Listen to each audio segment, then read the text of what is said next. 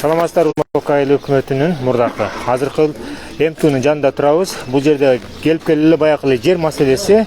Новополовка мурун Красная Заря колхозу болсо, кийин 91-жылдан бери АКХ 2 Красная Заря деп кооператив түзүлгөн да. Мына жерде жалаң ошо кооперативтер отурушат, жүрүшөт.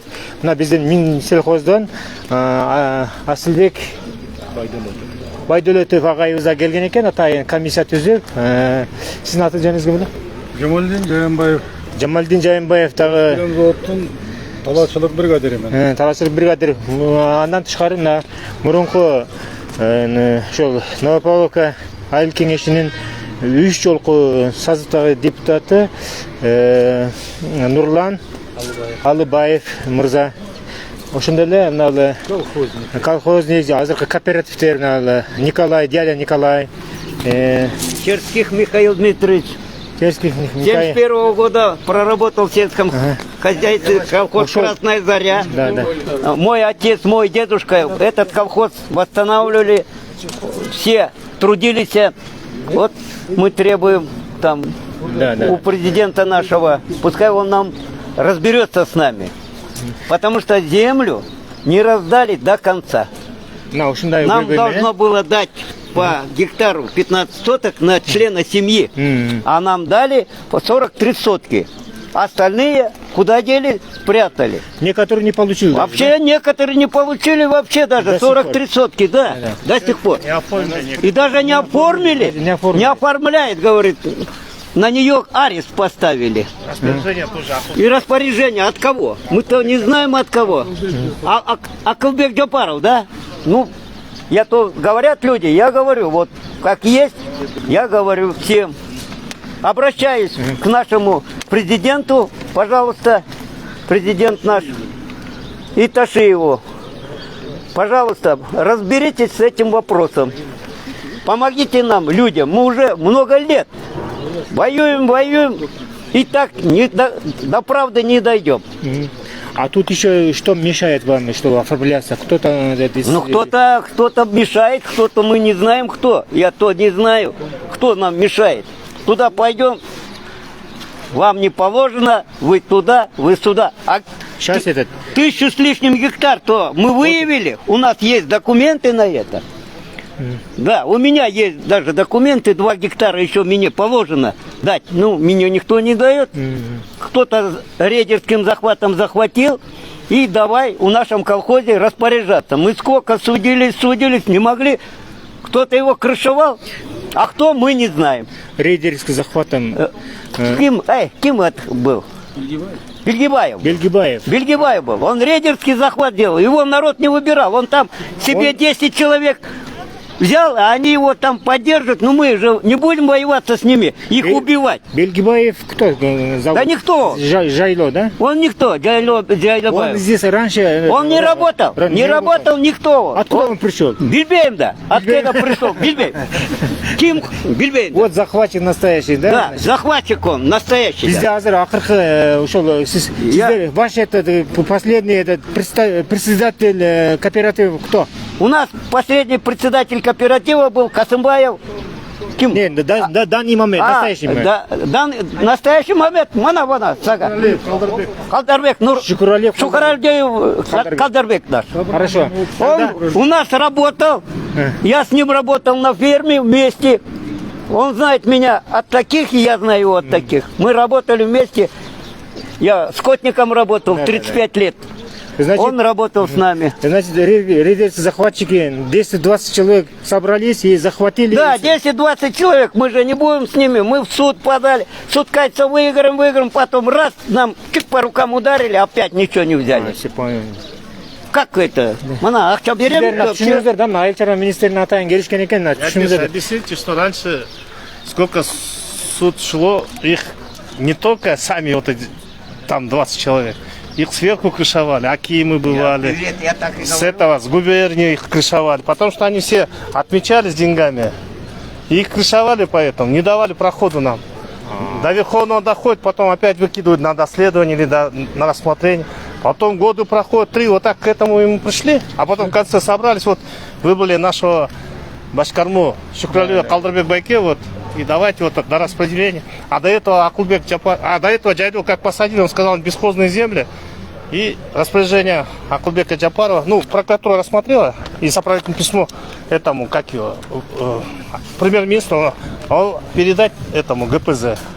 А эти земли-то крестьян же этих, ну как крестьян, колхозников же.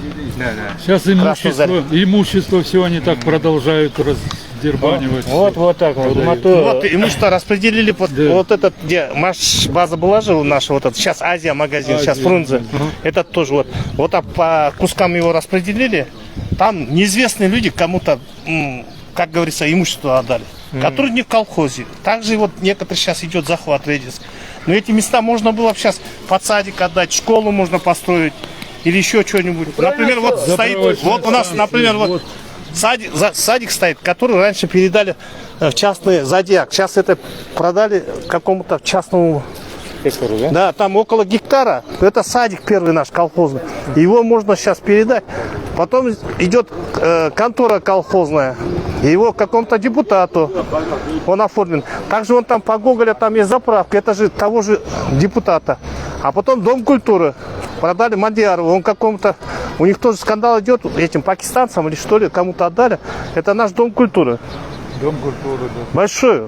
Там зал больше, чем кинотеатр Октябрь, вот если вот так взять. Вот. Все, короче, разбазаривается. А за ним вот у нас есть стройбригада, тоже хотят разбазарить. Там можно было бы что-нибудь построить, еще что-нибудь. Ток есть там, большой, школу или садик. Вот. Готовы колхозник отдать для детей, для этого все. Что? Ну да, если бы нам не дают, даже вот, значит надо сделать школу, да, потом, для детей. Потом у нас колхозная школ не хватает. Там колхозная заправка. Садов не хватает. Да. Потом вон ходит. Колхозная заправка есть, гектар 20. Можно было бы его под садик отдать тоже. Что? Вот такие у нас дела. Хорошо, biz de hazır mына жерде ошол сиз да ошо кооперативсиз дейсиз да? Наш это Земельная комиссия. Вот. Да. Председатель. Куда его? Давай держать. Так, салам алейкум, во-первых, уважаемые. Вот, все мы это ходим, снимаем, да, на поля ездили. 24-го, Джамалдин, правильно же? Вы сказали, все, правительство, это Минсельхоз или кто там, сказали, будет комиссия. Сегодня уже 2 октября, 8 дней. Эта комиссия где? Сегодня пришел с Минсельхоза, вчера пришел с Госрегистра. Кана комиссия? Почему нету члена комиссии? Госрегистр Кана? Ваше слово, Джамалдин. Этот ленинский акимиат, отделет или как землю среди, где он? Почему не выполняет постановление правительства? Сколько мы будем сидеть здесь, ходить, смотреть, анал, манал, сюле, миле. Надо работать. Сейчас вот уже земля плачет уже, пахать надо, сеять. Продовольственную программу надо выполнять. 1,5 гектар гуляет, хозяин джокты. Хозяин бар, да. Хозяин бар мы. Нет, тихо, Миш. Да. Почему? Люди взяли семена, мимена, удобрения, сеять надо, пахать уже, правильно? Сроки. 1 день кормит, оруща барбу пословица, год кормит. А мы все ходим, все. Анал, манал, джакчи, махчи. Работать надо, ребята, работать. Да. Тут если нормально работать, да, Асылбек Байке, да, Джамалдин Байке, вот члены комиссии, вот, а Калдарбек. Пешком мы все решим это, правильно? Бумаги все есть, документы все есть. Все есть вот. А вы вопрос мне задали, да? Я не всем задал, я вот туда, куда. Именно назвали. А? Мое имя назвали. Джамалдин Байкет, а вы члены комиссии. От вас инициатива прошла. Ой. Все, на. Да, бул жерде мына жерде биздин ошол Земельная комиссия. Земельный комиссия. Окраса заряда. Да. Эмне үчүн бул киши айтып атат, бизде комиссиянын составы болуп, бул жакта комиссия жок. Да. Мына Минсельхоздон келди, бул абабыз Асылбек аба. ГПЗ. ГПЗдан Жамалдин байке келди. Өткөндө да сүйлөшкөнбүз. Красная Заря келди. Мына Красная Зарянын председатель башкармасы келди. Бирок өткөндө айтылган болчу. Жанакы акимияттан кишилер келет, Регистр жок. госреестр келет, Ленинский акимият жок. земельный неме боюнча ошол адистер келет дедилер. Бүгүн дагы деле жок. Прокурор жок. Эмне бул? Эмне бул биздин кооперативдер алар үчүн баягындай несуществующий баягындай адамдар бекен. Булар кооперативдер ушул жердин ээси. Булар болсо булар үчүн ошол гос кызматтагылар айлык алып иштеп атат. Айлык алып иштегенден кийин булар келип элдин көйгөйү менен чечишип иштеш керек да. Ким дагы сиз да сүйлөп коесузбу? Кандай эмес, биз Минсельхоздан өзүңүз келдиңиз, Асылбекова. Сиз буга кандай баа бересиз өзүңүз? Эми биз 3 күндөн бери сүйлөшүп, 3 жолу жолуктук. Бул аксакалдар мененчи кооператив мүчөсү. Азыр дагы бир неме келиштик, ошо көчө кимдин жерге документтери бар регистрированный деп список бериптир. Госрегистр туурабы? Жаңылыка. Ошол списокти азыр биз өзүбүзчө дагы чогулуп бир комиссия кылып айлык бул иштер менен бирдикте чечели деп, анан ушу жерде кимдин укугу бар деп список берди. Анан мындай болгон экен, бул тарыхын азыр биз 3 күндөн бери как представитель комиссии мен териштирип атам. Бул кишилер менен чогуучу. Убагында айыл чарба кооперативи деп түзүлүп, айыл өкмөттүн, айыл кеңештин токтом менен ушул кишилердин жерин бириктирип чогуу иштейбиз деген чечим болгон экен. Туурабы, аксакал? Анан чечим болгон экен, анан ошол болуп, анан кооперативи деле түзүлбөй алган экен, Түзүлүп. Иштечи эле чогуу бир массив кылып, анан ушу жерлерде регистрация болбоптур, бул аксакалдардын жеричи. Регистрация кылбайт азыр. Кылбай атат. Анан бул кишилер сотко берген экен. Сотко берген экен, азыркы маалда сот жогорку сотто каралып атат. Туурабы бул кишилер? Анан эми биз чогуу чаран эч кандай мындай эмоцияга берилбей, ар кандай сөздөрдү айтпай териштирели кагаз түрүндө. Кимдин немеси бар, документи бар. Анан жана член кооперативдер документтери жоктордун баарын списогун түзүп, анан ошо мурунку дагы соттун чечимдери болгон экен. Нурлан, туурабы? Мурун соттун чечип, ошол кагаздарды чогултуп, анан биз бир комиссиянын чечимин чыгарып, ушу бул адамдардыкы бар экен документи, бул адамдардыкын регистрация кылбаяктыр деп туруп, бир чечимге келип, ошол списокти жогору жака берели. Жок, анан Бесхозный деген азыркы убакта билбейм кайсы жер Бесхозный, анан жердин баардыгы эле Бесхозный деген жок да, мамлекеттеги ал жерде бирөө ээлик кылбасачы. Анан эми ошол жерде азыр тынчтык жолу менен бул кишилер менен чогулуп сүйлөшкөнбүз, туурабы Калдарбек? Чогулалы. Мен баянкы келе албадым, просто бизде жыйналыш болуп калды. Срочно министр чогулду, ар бирөөңөр 100% катышасыңар деп. Мен эми как госслужащий мен баш ийем жогору жактан айтканга. Анан бул Жамалдин ака келип контурга кирип, разобрались, анан жана бериптир. Жана сөздүн кыскасы документтерди топтойлу. Анан бир кагаз жазалы чечим. Туурабы? Ушундай келишимге келдик да азыр. Туурабы? Анан жөн эле чогулуп алып, эмоция калтырып, анан тетиякта чоңдорду жамандап, алар менен акында жок аларга бирдеме деп айтышчы эми. Убагында чечимдер болгон экен. Ал туурабы, туура эмеспи? Аны эме тиешелүү органдар баа берсин алардын чечимдерине. Туурабы Калдарбек? Анан кийин чогулуп азыр дагы списокто түзөлү дедик. Наталья Дмитриевна менен отуруп, Жамалдин ака. Кимдин немеси бар, жери бар, документтери, бирок регистрация болгон эмес. Бирок член кооператив. Туурабы? Член кооператив болсо, анда кооператив болуп биригип ошол жерде иштетиш керек. Анан бизди да туура түшүнгүлө, биздин өкмөттүн тескемеси менен ГПЗны өнүктүргүлө деп 1498 1400 гектар берген, анан ар кайсы жерденчи. Анан бушу Заря айыл өкмөтүнүн аймагына келгенде ушундай маселе болуп атат азыр. Анан бизди да туура түшүнгүлө, биз дагы ошол жерди чечип, же биротоло элдикин болсо элдикине берсин дагы, бизге бөлөк жер таап берсин. Ооба, мына көрүңүзөрбү?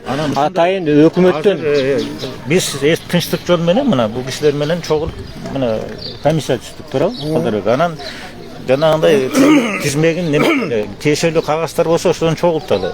Анан бир записка кылалы. туура айтасыз, Асылбек аба. Болгон маселе ушул биздики. Эмес, сиздер жанакы толук өткөндө дагы баягы бизден мына госрегистрден, акимияттан адамдар келбей калды да. Эми аларды, балдарды кош пассагласа комиссия киргизген. Бирок аларга чалдым. Алар айтат, азыр ГКМ менен жүрөбүз, прокуратура менен жүрөбүз, иштерибиз. Азыр аларга да барабыз. Эмне үчүн алар келбей атат? Суроо биздин бере турган суроолорубуз бар. Мен келип атам, көрүп атасыздар. Рахмат сизге келип атам. Сиз элдин көйгөйүн Элдер эмоция менен мындай арга сөздөрүн эми ал эл да айтат, мындай тиги бул депчи. Анан алар да угушум керек мен дагычы. Анан как комиссиянын төрагасы катары мы должны в конце концов разобраться, ошону чекит коюш керек да, кечке эле жүрө бербейчи. Же биз берген вроде кагаз түрүндө берген, бирок жер жок bizde да. Азыр чындыгында баягы рейдерский захват кылып, кээ бир немелер мешет эткендиге байланыштуу мына биздин кооперативтерге алар аябай тоскоол болуп атат да. Кудай буйрса жакын арада биздин ошол президентибиз Садыр Нуркожоевич менен УКМК жетекчиси Камчы Кыдыршаевич көңүл бөлүп, ушул жерде текшерүү комиссиясын түзөбү, же болбосо ошолордун үстүнөн неме кылабы, кимики мыйзам чегинде жүрөт, кимики болсо мындай рейдерский захват кылган текшере турган болсо, чындыгында жердин эси мына ушул жерде мына турган кооперативдер, элдер мыналар. Ал жанакы 10-20 адам эмес алар. Алар просто заблуждение салды да биздин мамлекеттечи. Кудай буйрса, эми сиздер мына эл менен иштеше турган болсоңуздар, ошол жерде мен сизди түшүндүм. Каерде пустой жерлер болсо, каерде мына элдикинен тышкары тиешеси жок жерлер болсо, бизге ошолорду берсе, биз иштетебиз деп мына биякта дагы биздин ишкер келип отурат экен да. Бул мамлекеттик ишкана, бул ишкер эмес, мамлекеттик ишкана. Мамлекеттик ишкана да. Мамлекеттик асыл тукум заводу мамлекеттик ишкана. Биз ал жерге жогору жактагылар директорун коюп, эмесин специалисттерин бекитип. Асылбек, түшүндүм. Азыр сиз менен биргеликте акимиятка барып туруп эле, ошол жерде кадастр, госрегистрде ошол жерден барып туруп эле, ошол жерден чечсе кандай болот? Мен да туура азыр сүйлөштүк, азырчы. Эми госрегистрге барганда мен эмне кылам? Азыр менин да жумуштарым бар, туура түшүндүңбү? Мен комиссия мына убактымды бөлүп атайын келдим ушул жергечи. Азыр мен да көрүңүздөр, урматтуу мекендештер, булар эмне үчүн мына Асылбек ага келет да, алар келбейт? Себеби дегенде алар артында кандай туура эмес иштери бар экендигин жакшы билишет да. Балдардын атын атасам, бул кишилер тааныйбыз дейт баарын, туура баарын таанıyт экен ал балдардычы. Мен эми ал кишилерге алар бөлөк ведомство болгон үчүн мен приказ бере албайм, келесиң. Мага да түшүнүксүз болуп атат. Эмне үчүн качып атат алар эми? Эмне үчүн келбей атат да? Анан келип неметип териштирели деп азыр сүйлөштүк. Анан мындай айта бериңиз. Тапшырма мындай да, биздин максатыбыз ушу жерде бул жердеги элдин баары жерибизде документибиз бар деп атат, бирок регистрация болбоптур. Кептин баары ошондо да. Анан кооператив болуп түшүлгөнбүз дейт. Документтерди ушулар бергенбиз дейт жердикинчи. Анан сиз төрөгасы экенсиз. Мен жооп бере коем ошол. Непосредственно ушулар менен иштеп атат. Анан бул Жамалдин эке мага караганда көп иштеди бул жер бул маселеси боюнчачы. Анан бул киши дагы өзүнүн сөзүн айтып койсун.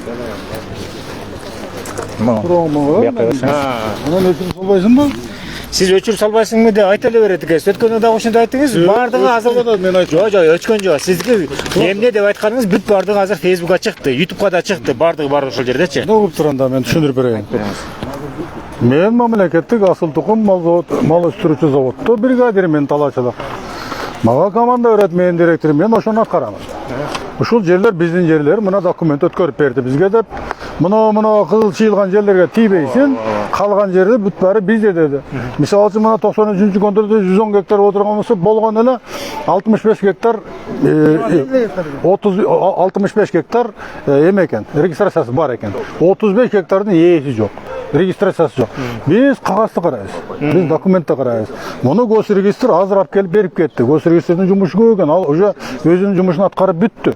Ал ревизия кылып бүт баарын чыгарып берген. Башка контурларда бар, даптаяр бияктачы. Бул жерде мына Жолдаш агроном, мына главный агрономчу.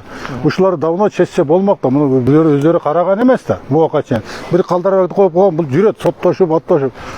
Муну өкмөт муну татнага кылып чыгарып берип атат. Мына о Жамалга силердин үлүшүңөр. бир мүнөткө булар караган эмес эси. Бул жөнөкөй жарандар. Жок, ал деген главный агроном болуп иштеген өмүр. Кандай? Главный агроном Ибрагим деген жигит. Бригадир болгон экен. Ал деген билиш керек да, бүт барын. Эми мейли да, жумушка өтөлүчү, жумушка өтөлүчү. Мен азыр төрага комиссиянын төрагасына түшүндүрдүм. Азыр ушундай сөз болот. Булар мен мына 1 жылдан бери бир эле сөз. Киргизбейбиз, поле биздики. Мен талашып аткам жок. Поле мүмкүн силердики, мен билбейм. Мен тек гана директордун айтканы распоряжение кабинет министрдин негизинде гана келдим. Булар айтып атат, ал туура эмес. Хорошо, туура эмес болсо мына биздин министерство Бактыр Ешевич комиссия түзүп берди. Муну жакшылап уккула, комиссия түзүп берди. Ушуну карагылачы, бул ким прав депчи. Мына ошо комиссиянын председатель бул киши. Ал эми келбей аткан госрегистр постоянно келип атат, катышып атат. Келбей аткан силердин эле мурдагы землестроительиңер бар экен, Мадилет деген жигит. Ошол бир комиссияга мүчө. Азыр Ленский Ал жерде иштеген. буякта иштеген экен. Ал бүт 100% билет, буяктачы. Билет, ага барабыз азыр. Тиги Ленский акиматта ошол жер боюнча кайра эле айдыс экен да. Ошол келиш керек болчу. Мына Новополкон ал местный барын тааныйт, тез эле чечилип калмак. А биз азыр болсо мына биздин жетекчинин тапшырмасы менен Наталья экөөбүз кимде үлүшү бар катталган, кимде үлүшү бар катталбаган. Ошо Адилет өзү бул жерде иштеген законопослушный бала болчу. Эми аны менен силер сүйлөшкөн, мен аны тааныбайм да. Азыр болбосо баралы дагы. Мен чечтим. Эмне үчүн келип атат экен? Эмне үчүн муну аны сиз чечтиңиз. Блогер силер чечкен. Мен Наталья эже менен азыр сүйлөштүм. Экөөбүз адин сүйлөштүк. Ал киши мага жардам бере турган болсо, Калдарбек ошо эжекейди табыштады. Башка кыйкырып өгүрүүнүн кереги жок. Мен болсо мына госрегистрден берген госрегистрден берген мына госрегистрден берген айтыр. Азыр сен сурооду көп берип атасың. Токто, мен бир четтен жооп берейин. Мына ал жерде госрегистр берген списокты мына бизде полный турат, ар бир контуруңар боюнча. Ошону бул эжеке экөөбүз тактайбыз. Регистрация болгон 10 гектарбы, 5 гектар регистрация болбой калган. Эки списокты түзүп туруп биз комиссиянын председателине беребиз. Мына жолдош Асылбек Багдөлөтович, биз мына тактап келдик. Буягыны мына мамлекет чечип берсин. Ар жагын биз чече албайбыз деп туруп. Ошону кылдыра албай атпаймынбы? Мына азыр бүгүн чечилди ошол тема. Мына азыр болсо, мына Наталья эжеке менен биз иштейбиз, Кудай буйрса. Аз күндө 2 күн, 5-6 күн эжеке кандай успет кылса, мен жанында жардам беремин. Мен регистрация болгон тизме менен жардам берем. Бул киши регистрация болбогон тизме менен. Маселе чечилет, Кудай буйрса. Наталья эжеге да сөз берип коелу. Премьер-министр Сиз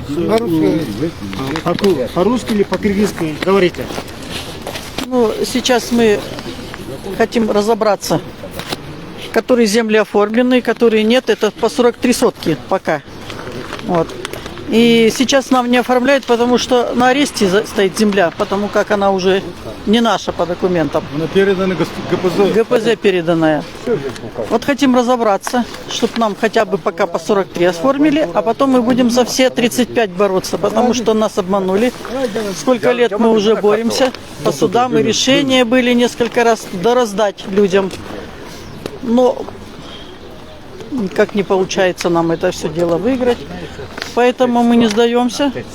Суды идут. Мы не сдаемся и надеемся на то, что мы... мешает вам оформлять земли? Нам мешает... Да, все мешают. У нас Архар. Архар Бельджибаев такой, как председатель у них. Джайло, да, который вообще никто. Вообще никто. Несколько человек он с ними это. Он до сих пор продает? До сих пор имущество продает, с землей распоряжается. Вот. Распорядили, что это бесхозная земля, якобы. Наталья эже айтып атат, ошол жанакыл жайлоо жайлоо Белгибаев аркарды токтотмоюнча ал уголовный иши ачылса дагы иши ареста болсо деле баары бир сатып мындай захват кылып бирдерсин захват кылып келатып турушун кездечи муну токтотмоюнча ушул элдерде элдер ушундай баягындай топтолуп көйгөйлөрүн айта берет да. Ушул баягы бул маселени чечиш үчүн Белгибаевди токтотуш керек экен да, түшүнүктүү. Мына жерде дагы. Деде. Бекасыз. Siz ne kuşatıyorsunuz? Это госрегистр. Bu kim bu? Karta. Görüyor musun? Ne karta? Şu. Новополок oyuncu mu? Ha, hazır. Нам кушатıyorsunuz? Нам кушатıyorsunuz? Вот покажите.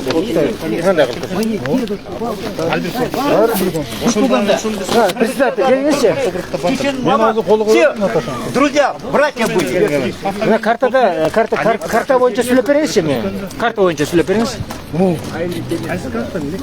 Колхоздун картасы. Бұл ушул Біздің 78 жылғы карта? Басынан біздің карта. Карта, настоящая карта нас. Вот, вот, жігіт. Бұл карта, ескі карта. Мына жаңа карта бар бізде. Мына жаңа карта тұрады. Госрегистрде бүгінгі космический снимкаменен мына даттар тұрады. Ешқандай проблема жоқ. Мына жерде Бұл қанша жылғы? бұл бүгінгі 24-ші жылы берген. 24 жылы. Мына госрегистрден это вот это сначала покажем. Вот это. Бұл 78 жылғы карта. Это то же самое сняли с дроном. Это законно уже. Это законный, да? Это военный. А это? Это то же самое сняли дроны. Дроны сняли. Дроны это спутниковые. Они сняли вот эти, пока дурак сняли. Вот это надо. Пойди. Вот здесь же не поймешь ничего. Да. А здесь что поймешь? Вот смотрите, в 78 году или 91 году Вот смотри. какие карты были? Там что находились? Вот. Вот Бишкек-Оштрасса. Вот. Да. Бишкек-Оштрасса. Мына Новопавловка. Вот, видишь? Мына вот ТЭЦ-2. Мына село. Мына вот Экинчи бригада. Мына Учкунде, Алтыбарак. Еще такой бар Сенокос, Койнок. 120 гектар и 1,5 гектар пастбищные. Это она не подлежит раздаче. А наши там есть долевые, когда 43 делили, Экисота каждый человек сенокос. 130 гектар там был. А кто пользуется? Один Аллах знает. 130 гектар. Вот у вас это... 30 километров бар вот? 30 километров. 130 гектар это. Там кто пользуется, даже не Не знаем. А это где находится? Вот Койнок, бар мı Койнок урочище? 30 километров, да? 20 километров.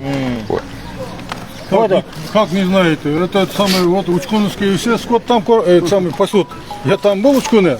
Они говорят, коньяки мы пасем, говорят, 120 гектар у нас там жайлов есть, если у тебя баран нет, то что? Я молодец.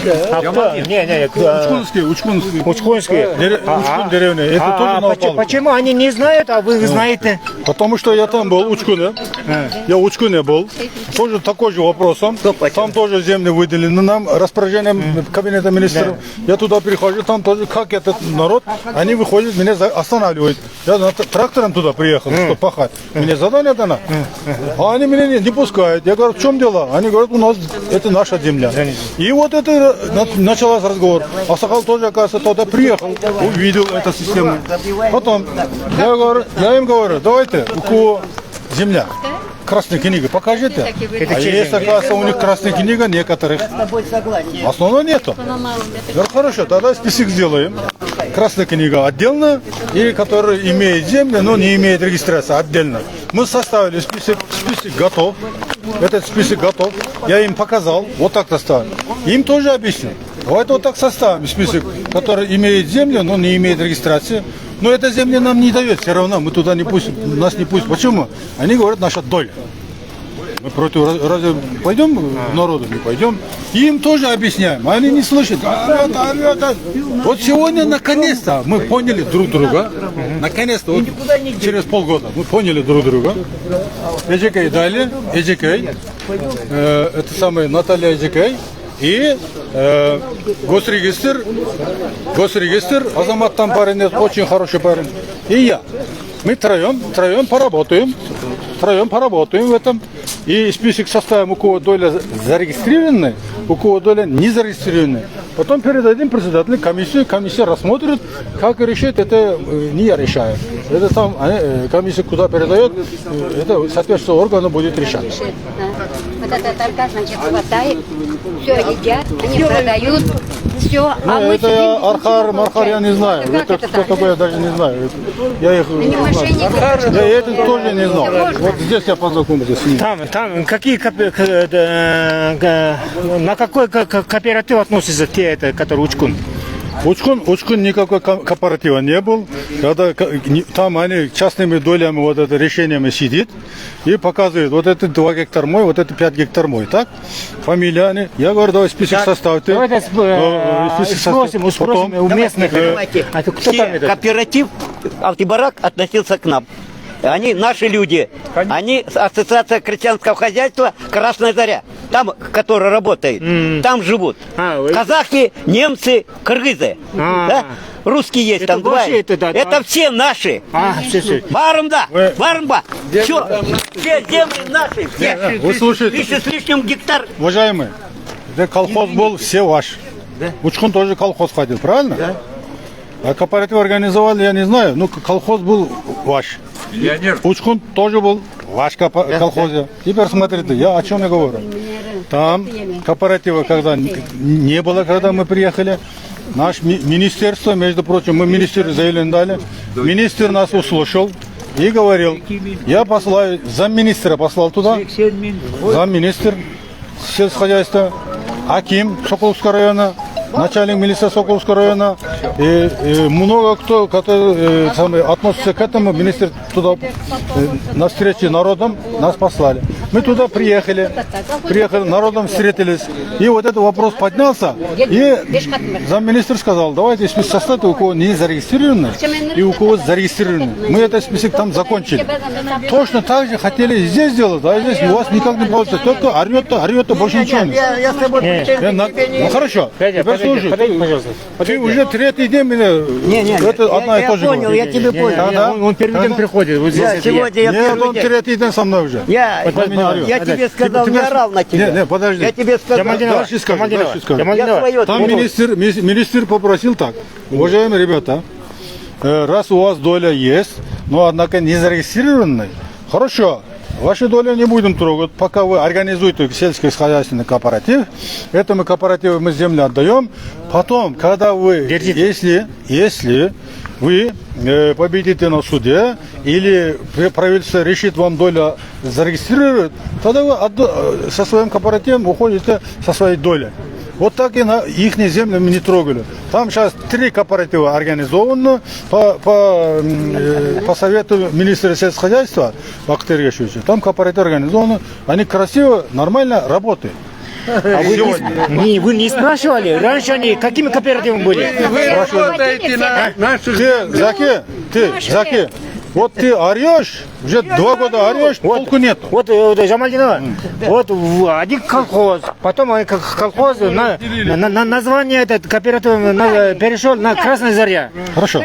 Красная Заря, подожди. Вот Красная Заря, вот от Красная Заря еще этот кооператив, один кооператив был, да? Да, один. Потом Вы не хотите меня понять. Под одним ОКПО, под одним ИНН, а еще это какие-то, я скажу прямо так, они мошенническим путем, они создали еще 3 кооператива, да? Подождите. 3 кооператива, мошенническим путем, да. Или это законным путем? Нет, мошенничественным. Мы один Буртуган, Барым, Казахта, который Алтибарак, все земли, мы все обрабатывали. Колхоз Красная Заря. Это Он наш. там что поделил, что он говорит? Они от нашего сельсовета там живут люди. Короче, А почему вы их не встретили У с нас там ними? мастерские трактора были, Уважаемый, это как, все там было, школа была, все. товарищ, слушай. Да почему вы Вот не это устранили? 5 человек мне уже полгода дежурит. За мной орёт, Не надо, мы кричат, тебя не дежурим. 40 человек у нас. Да, мы тебя даже не трогаем. Все. Они не хотят слышать так. Это ты нас, никто тебя звать Тут не никак. 5 человек, тут это 3000 чем-то этот человек. Ну, на За всякий случай, каждым вот это за 5 мной человек постоянно стоит ходит. 150 человек. А, вот. 150 человек. Здесь, на Упаловке. Я родился здесь. Баром, Бартулан, все, кыргызча, турки, немцы, все меня знают с детства. Кто пришел? Я никому отношения не имею. К нему я ничего никаких отношений не В знаю. чем вопрос, Азам? Вопрос не надо. Джамальдинова, Ты что не орешь? Я не На понимаю. закон, я на тебя не ору. Вы неправильно это Да, ввели. давайте. На заблуждение Не надо меня, не надо зайти. не На надо заблуждение. меня Не надо обливать толкать грязью. людей. Ты Я тебе остановись, сказал, что говоришь? ты дай хозяина нам, пускай нам хозяин, который у нас землю забирает, скажет нам в глаза. Вот. Да, Министерство сельского хозяйства забрало у нас. Значит, мы не люди, а другим людям отдали, да? Мошенники Да, отдали. все. Мошенники Ура! отдали. Можете хоть что сказать, давай. Мошенники бужуют. Урматтуу Кыргыз Республикасынын президенти Садыр Нурбожоевич, УКМКнын председатели Камчыбек Кыдырчаевич, бул ызы чууду бир гана силер токтото аласыңар. Бул элди бири-бири менен чабыштырган болбойт. Эки элди бири-бири менен кыргызтырып, бири-бирине жаман сөз айткызып. Бул түзүлгөн комиссия биринчи жолу келип атат. Буга чейин комиссия түзүлгөндөрдүн баары эле сырттан эле талаадан эле отписка кылып жазып кете берген. Эл ошончо кыйналып бүттү. Азыр могу ГПЗны бизге жабыштырдыңар. Бул ГПЗда иштеген кишилердин бизде акысы жок, күнөөсү да жок. Биз аларды сөгө да албайбыз, урушса да аларды эмне. Силер отуруп алып жөн отписка кылып саласыңар. Азабын жөнөкөй эл мына. Бул Жамалдын келди, буну эл жаман көрүп атат азыр. Сен биздин жер тартып алып атасың, бөлүп атасың, өзүң кызыкчылыгың бар, андай кылбагыла. Келгиле, бу элге туура чечим чыгарып бергиле. Келген комиссиялардын бирөө эле келип атат. Например, жана Асылбек денелик Нурдөлөт ошол эле келип атат, башка Симсокто комиссиялардын бирөө да келбейт. Илгери деле ошол. Госчисти да зоргап келдик андагы. Государство постоянно катышат. Бир эле жолу келди. 3 рет келди. Муну бааны эле көрдүм да. Болду. Мына бүгүн да көргөн жокмун. Начальник пускай придет. Эми буга точка коюлабы же коюлбайбы? Что она разбирается в этом? Эл кыйналып бүттү. Комиссиянын председатели жалгыз келет, эчке чечилбейт, эл ызылдайт. Анан силер башында элдин башын айландырып кооператив түздүңөр.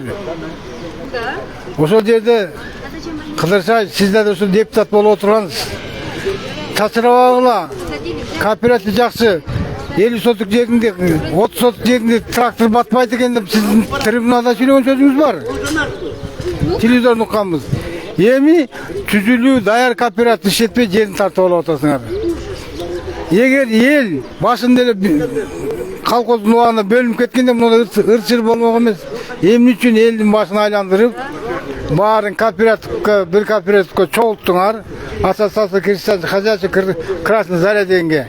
Ел иштеп айлык алып, дивиденд алып жүргөн ел булар. 2005ке чейин. 2005-жылы Жаныс Бакиев келди дагы. Ак Ордо 1, Ак Ордо 2, Ак Ордо 3 деген жерди 1,5 миң гектар жерди сатты. Адыл Бакиев экөө. Ошодон бери ызычуу басылбайт. Кээ бирлер билбейт жерин каерде экенин. Анткени силер кооператив түзгөндө элдин баары бүт үлүшүн дагы, пайын да, мүлкүн да силерге кошкон ортого. Анан эми баягы бөлүнүп кеткендер жерин оформить этти, а калгандары оформить этпей мына азыр күнгө чейин азабын чегип жүрөт. Ал элдин жерин силер кооператив түзүп атыпсыңар эми. Эми туура кырылыш башталат.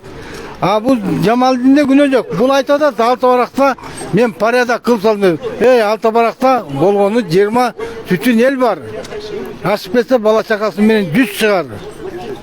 Бул Новополкада 16.800 kişi turat bir yerde. 16.800.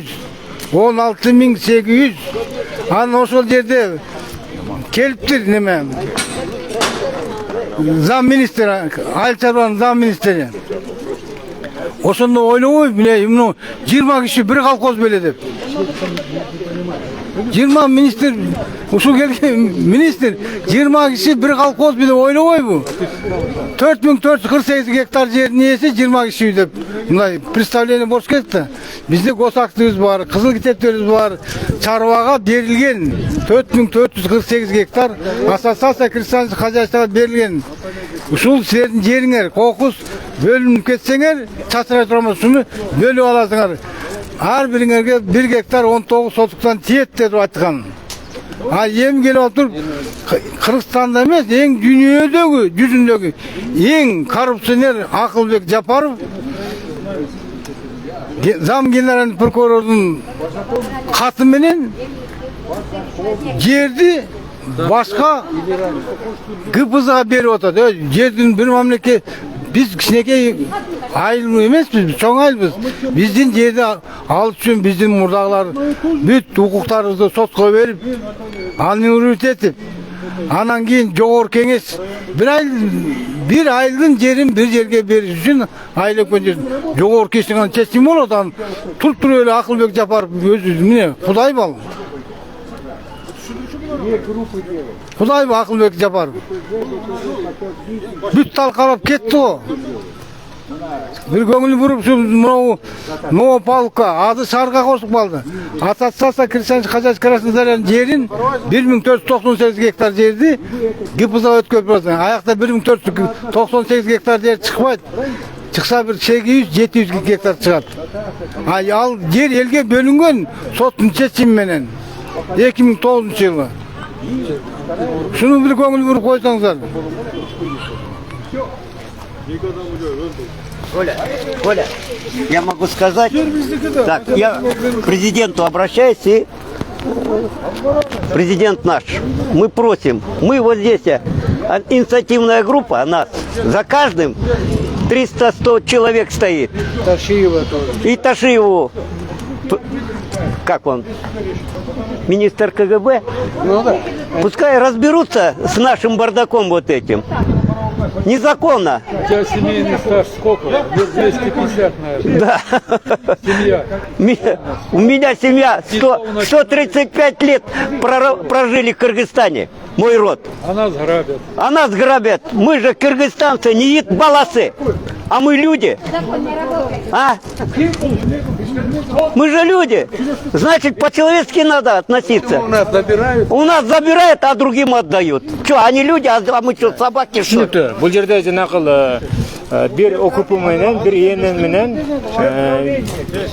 дагы кооператив түзүлгөн 3 кооператив булардын башын айландырып атты. Урматтуу президентибиз, жана ошондой эле урматтуу ÖKM жетекчиси Камчы Кыдыршаевич, бул жерди тартиптүү өзүңүздөр келтирбесеңиздер, бизде баягы элди ар кандай нерсеге салбашат да буларчы.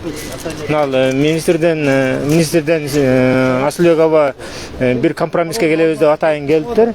Бирок ар жакта Жамалдинова чета ал ошол дагы неме экен? Неме атат да, негедир мен өзү отурбаймын. Булар эмне анда көрөлчү, эмнени түшүндү, эмне болуп атышат азыр. Анда эмесе ичине кирип Регистрация 2. Члены, председатель Шукуралиев Калдарбек Тохонович. Вот он. Список учредителей. Сейчас. Это документ, это не халабала. Кто ты такой? Вот, Все, подожди. Члены. По одному переходите, по одному свой закон качаете. Калдарбек председатель ваш? Мы с ним поговорим. Сейчас я найду этот документ, подожди.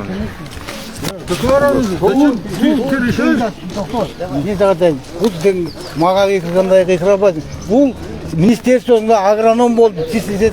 Пусть где ход работает. Пусть работает. Нет, причем ты председатель? Мен председатель. Мы решили, да? Вот 4 человека, вот это 5-6 человек, которые ты даешь, с ними будем работать. Ты полгода назад обещал. ошон ичинде бар да бул. Ты полгода назад обещал 3 человека. И деньги просил ты меня, чтобы я платил им. Я говорю тебе, у меня деньги нет. Правильно? Мен зарплату бер дедим. Вот, ты зарплату им просил?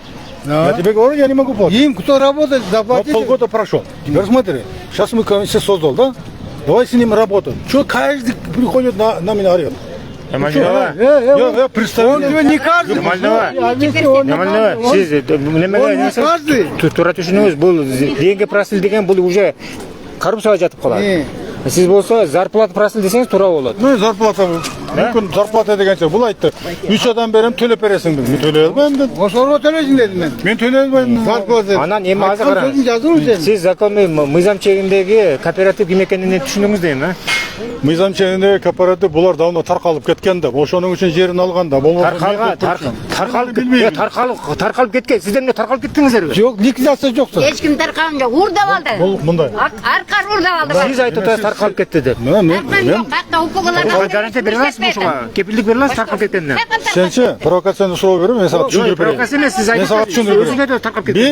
Биз Сен председатель. Мол эменин Красная Заря дегенде үшөрө келип мен уктум.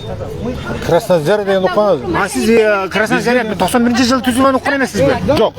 Бизге деген мына бизге деген кооператив. Анда сиз биринчи историясын окуңуз, анан кийин буларга кириңиз да андан. Сиз азыр билбесеңиз анда кантип аны булар менен иштешесиз анда? Мен 75-жылы бу колхозго келип чогулуп кеткенмин. Мен бу колхозду аябай сонун билем. Не деген колхоз эле ошондо? Красная Заря. Ошо колхозго келгенмен. Мурда 75-жылы мүмкүн сен каерде экенин билбейм.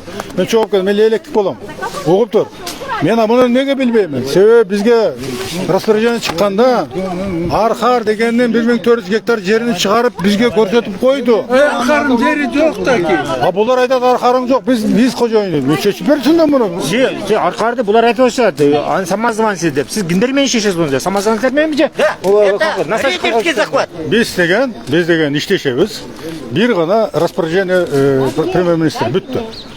Башкасын мен билбейм. Мына азыр булар чыкты. Жумаладдин. Булар чыкты. Эми биз болсо мында кылып атабыз. Жумаладдин. Мен директорго айттым, биякта деген кооператив бар экен. Биякта деген Калдарбек деген бар экен. Ошону айтайын. Кооператив бар экен, Калдарбек бар экен дедим. Ушундай деген бар экен. Кандай кылабыз десем, ал кишилер менен жолугушуп сүйлөшөлү деди. Директорду алып келдим. Мына БЧКнын жээгинде булар менен жолугуштурдум директорду. Мен директорум, ГПЗнын директору Жан Шакимбекович келип, булар менен жолукту. 6 ай болду. Эрте жазда. Кече мурданда жолугуштур да? Мурдагы биз өзүбүз мына Асылбек менен жолуктук. 6 ай болду, жолуктурдук. Директор айтты буларга, айлана Калдарбек, раз силер ушул жерге претензияңар болсо, распоряжениеге 3 күн мурун бул жерде жолуккансыздар. Асылбек болду. Андан кийин эртеси сен историяны бил да. Уктурсаңыз, сен историяны билбей айтасың. Кече жамгыр болду. Мурдагында жолугабыз дедиңиздер, жолуктуңуздарбы? Жолуктук, поледа жолуктук. Прямо талада жолуктук. Госрегистр келди. Баары талада жолуктук. Единственный Асылбек төрага келе албады, а калганы баары келди, ошо талада жолуктук. Көрсөттүм мен ага кимдин долеси бар, кимдин долеси. Келди ушулар келиштими? Ушул эле команда, мына 5-6 адам постоянно жүрөт. 5-6 адам келди, же канча адам келди? 30 адам келди. Полегачы. Бирок бирөөндө документ жок, ал полега тиешеси жок адамдар келди. Мен сурадым. 93-чү контурдун гана адамы. 100 адам келди деп атат. Я калпсыз, эмне кыласың? Менде да видео бар, көрсөтөм сага. Токто, сенчи заблуждениеге алып барбайт. Мен сага түшүндүрүп берейин. Бул жердин тополоң чыккан кезде эле Сокулуктун акиминин токтому менен комиссия түзүлгөн. Биринчи орун басары Адиев председатель болуп, бүт госрегистр, начальник милиция баары член комиссия болгон. Сен мунун кабарың барбы? Жок. Булардын кабары, мен буларга алып бердим документти. Мына, ушунда комиссия түзүлдү. Барып комиссия менен чечишпейсиңерби? Бизге эмнеге кыйсырасыңар? Мен токтом, мен приказ аткарамын деп айттым буларга.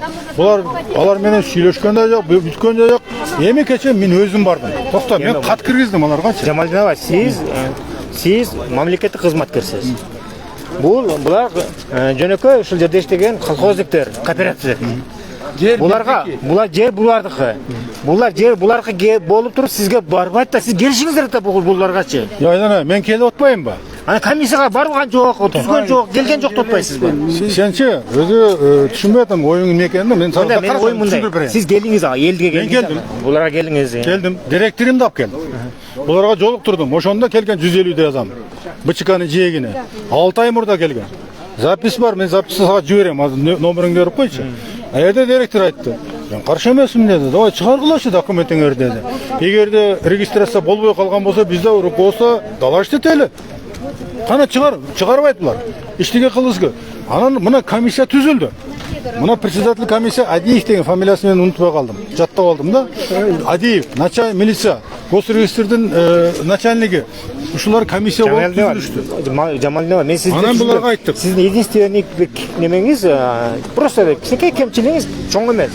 Кішкентай кемшілігіңіз, сіз баяғы тура емес адамдармен сөйлесіп аласыз да, а бұл настоящий колхоздықтармен сөйлесіп албай қалсыз да. Бұнан кейін эми келдіңіз. Эми ушулармен ишти алып барсаңыз, сіз тура эле ишти алып барган болосуз да. Нағыдар шайтан.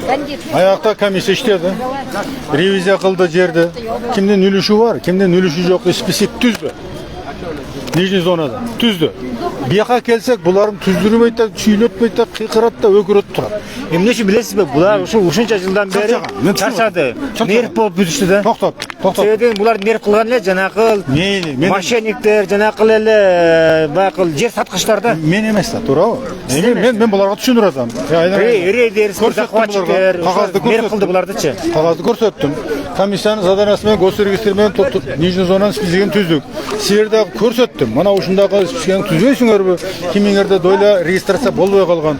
Биз доложить этели дедим. Анан булар ошону мына 10 күндөн бери ошону түзө албай атат. Баягы 6 айды коюп, 6 айга көттү. Анан эмне болду? Мен сокулга бардым акимге. Урматтуу аким, комиссияны жыйды кана десем, алар мынтип мага берем сага кагазды. Отказной жазып берди. Кечирип коебуз. Биз сокулук буякта карабай калдык. Новополука шаарга өтүп кеткен Ленинский акиметке кайрылгыла деп кат берди. Алтай мурун. Кече мына жакында.